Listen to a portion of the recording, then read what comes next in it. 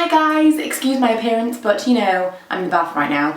I'm going to film for you my hair care routine, my wet to dry hair care routine. I'm also going to do my skincare at the same time, or like little bits of it will happen at the same time. So if my face looks a little bit different in the middle of this video, that's why. I'm trying to kill two birds with one stone.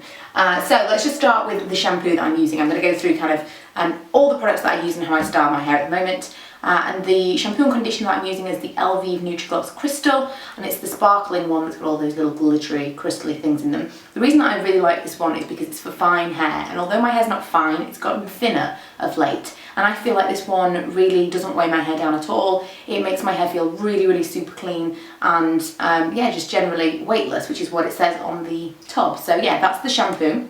The conditioner, I don't know if this is sparkling. Shall we see?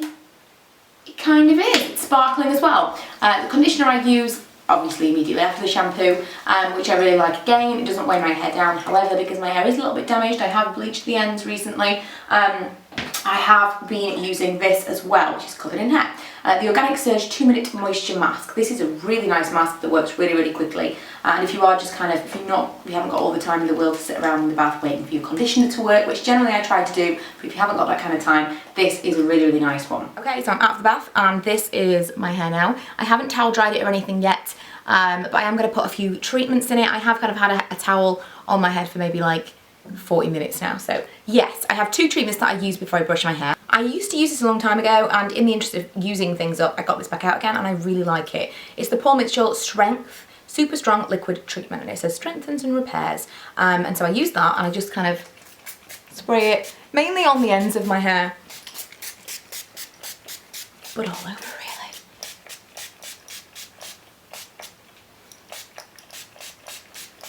And I kind of treat this like a protein treatment because I have no idea what it really is. I use it more like a protein treatment, and I know from experience that protein treatments, and I'm going to sound like I don't know anything about anything, but I know from how it works for me, protein treatments don't condition your hair. They strengthen it, but they can make it dry. And so they're going to make it so that it's going to be less likely to break, etc. But it is not going to be nourished and conditioned. And so I use this first of all, and then I use a leave-in conditioner that's also supposed to reverse damage, etc. But it's just kind of something to note.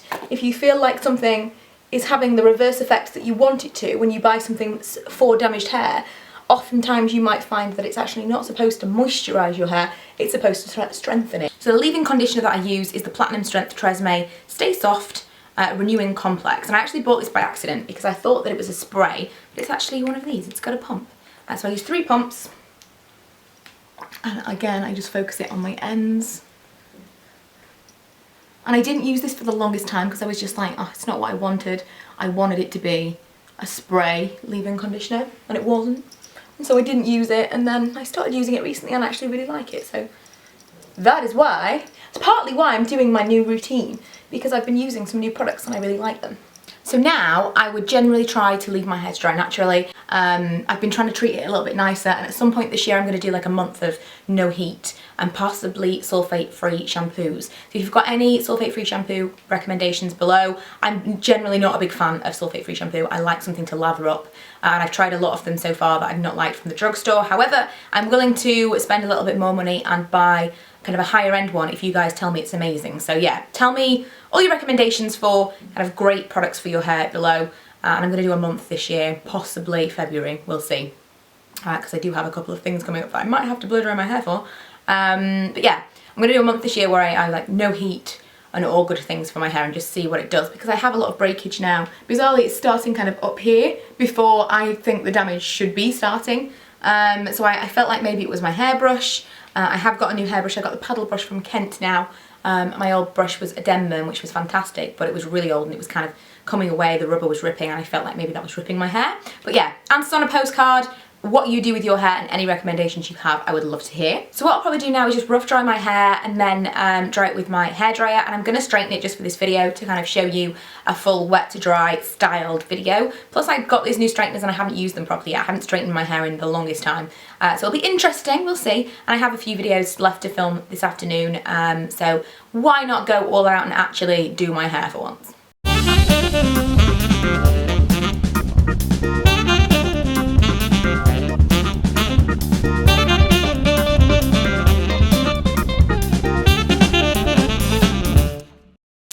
actually decided to use this instead, which is my covered in hair THX hot brush, because I really like this, and I prefer kind of the way it makes my hair look to totally straight. At some point I might do a video on straightening my hair, but again, I feel like this does less damage as well, so I've decided to change it up in the middle of the video and use this instead.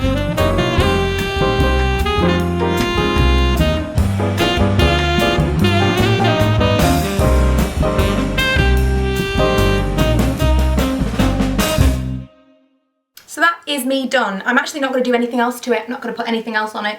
No hairspray, no serums, no nothing. That is just it. And my one tip, if you have damaged hair and you straighten it all the time and you use heat products all the time, I remember once I was really, really unhappy with my hair because it just felt horrible on the ends. It was really, really dry and frazzled and awful. And the day before I went to get it cut, I blow dried it, like regular blow dried rather than straightened it, and it feels so much nicer. The ends feel better, and you would just think, like, I remember thinking every time I had to straighten it because your hair would be in such a state that you couldn't leave it naturally because it had to be smoothed and straightened and kind of heat styled within an inch of its life for it to look any good. But if you do have hair like that, just give it a blow dry and see how it looks, because generally if you lay off the real high heat tools and do something like this, it generally looks and feels a lot healthier. So yeah, so that's it. Bizarrely, a whole makeup free video. I've done my skincare and my hair care now, which just by design were makeup free because I was started off in the bath, and I'll probably just film my makeup tutorial now, why not. But yeah, I hope you enjoyed this video, and it kind of gave you an insight into what I use on my hair, because I get so many questions about my hair. The colour is actually, all this now in the roots is my own colour, which depending on what light I'm in looks very, very dark, or actually just like a light brown colour. But the ends are obviously a very, very different colour. They're very much blonder than my roots. But I feel like because I've kind of done the whole ombre look, they don't look quite as, oh my god, look at your hair. Because I have seen some people that I look at them and think, the roots are such a huge amount of difference between there and there. Whereas I hope that I've kind of achieved what I wanted to achieve in that it's not so drastic, because I've got kind of that blended area, but really it is super drastic. It's kind of crazy, but yeah. I used the L'Oreal Ferrier, I believe, or maybe Preference Super Platinum Blonde. It was like up to 8 shades on the ends of my hair, and I have mentioned it in previous videos, but if I can remember I will link the shade that I used below, because again I get lots of questions. But all the rest of it is my colour. It's just the blonde that I've kind of streaked in and then put a lot of it on the ends that I've added. So yeah, I hope you enjoyed this video, and I'll see you guys in my next one. Bye!